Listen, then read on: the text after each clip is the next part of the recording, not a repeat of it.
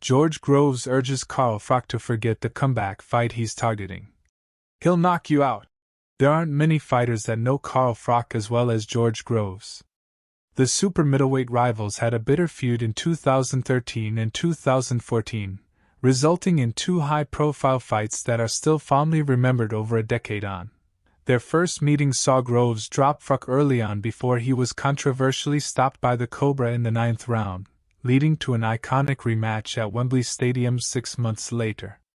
Froch emphatically won that one by 8th round knockout to put their saga to bed, and that turned out to be the last time that the Cobra would compete professionally, bringing to an end an impressive career which saw him become a 3-time world champion.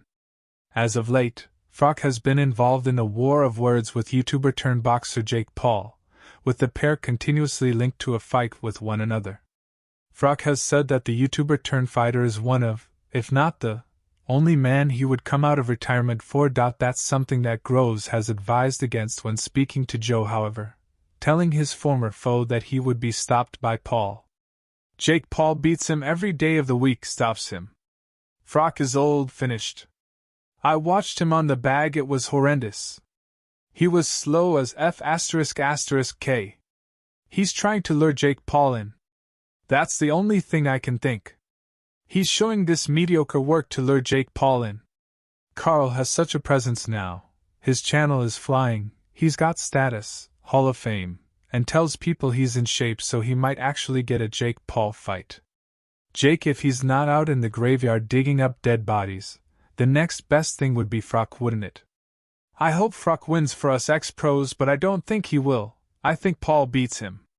Too fast, too big, too nippy. Plus he'll get in his head, won't he? I got in Froch's head. It's not the hardest thing in the world. Jake Paul 100% is king of the mind games. He's going to drive him **king nuts. He'll ruin him. I hope it doesn't happen. I don't think Froch needs it, but if it does happen, I'll be supporting him. For now, Paul's focus appears to be elsewhere, as he attempts to earn himself a shot at a world cruiserweight title in the near future. Carl Froch questions Joe Calzaga's undefeated record. He got smashed by 2 fighters. Carl Froch's feud with longtime rival Joe Calzaga continues. These 2 fighters are 2 of the best super middleweights to ever come from the UK. Calzaga was undefeated in 46 fights and held his world title for more than a decade whilst making a record 20 defenses. He also moved up to light heavyweight in his last 2 bouts, defeating Bernard Hopkins and Roy Jones Jr.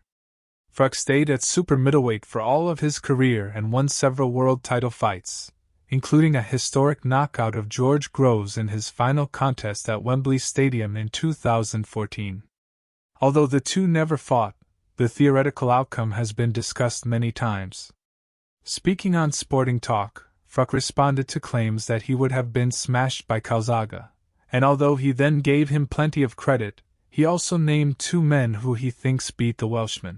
The only guy who's beaten me, Andre Ward, and that was on points. 2 of the rounds were 115 to 114, he beat me by 1 round, a guy who was Olympic gold medalist, never lost a fight since he was 12, retried undefeated.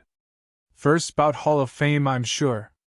So to say that Calzaga would have smashed me after he got smashed by Robin Reed, got flattened by Cabri Salem, beat a guy called Tucker Pudwill.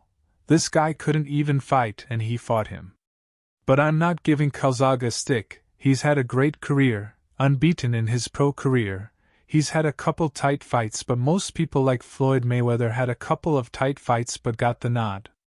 But he wouldn't have smashed me, would he? The Cobra don't get smashed. Calzaga might give me a tough fight and a hard night's work, but he might have ended up getting smashed himself and walking onto one. 'Cause a 42-year-old Roy Jones Jr. nearly did it to him. I thought Bernard Hopkins smashed him and didn't get the decision, and like I said earlier, Robin Reed punched his skull in for 12 rounds and Calzaga showed how tough he was and won a decision and never rematched him. But let's not rip the ****e out of Joe Calzaga, 'cause I've nothing against him, he's a top fighter. Robin Reed himself feels he beat Calzaga that night back in 1999 when he challenged for the Welshman's WBO world title, as does Hopkins. who knocked Calzaghe down in the first round of their 2008 bout before losing a split decision after the final bell. Despite what an intriguing matchup it would have been, the fight between Froch and Calzaghe is forever resigned to debate and speculation.